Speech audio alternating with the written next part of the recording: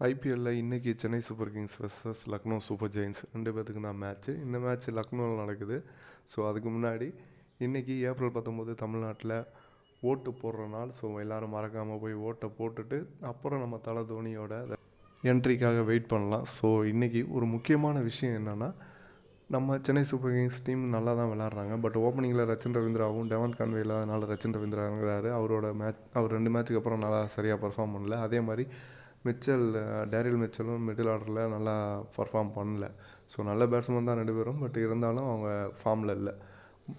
அதுக்காக தோனியும் ஃப்ளமிங்கும் போன மேட்ச் நடந்துட்டு இருக்கும்போது பேசிக்கிட்டு இருந்தாங்க. ஸோ என்ன மாற்றம் பண்ணலான்னு. அதில் ஒரு முக்கியமான மாற்றம் பண்ண போகிறாங்க. ஏன்னா தோனி நல்லா அடிச்சுக்கிட்டு இருக்கிறதுனால அவர் ஆர்டரில் முன்னாடி வரதுக்காக பிளான் இருக்குது. ஸோ சிவம் தூபேக்கு அடுத்து எம்எஸ் தோனி வரதுக்கான பிளான் இருக்குது. இது எந்தளவுக்கு உண்மைன்னு தெரில.